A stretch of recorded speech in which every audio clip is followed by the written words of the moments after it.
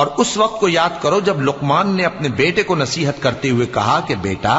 अल्लाह के साथ शिर्क ना करना, शिर्क तो बड़ा भारी जुल्म है।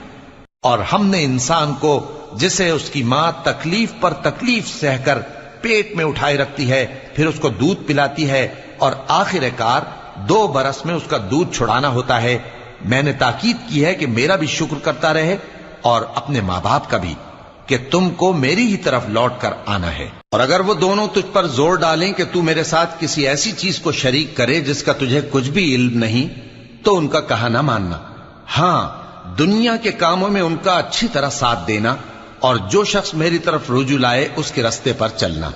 फिर तुमको मेरी तरफ लौट कर आना है तो जो काम तुम करते रहे हो सबसे तुमको आगाह कर दूंगा। लुकमान ने यह भी कहा कि बेटा, अगर कोई अमल चाहे राई के दाने के बराबर भी छोटा हो और हो भी किसी पत्थर के अंदर,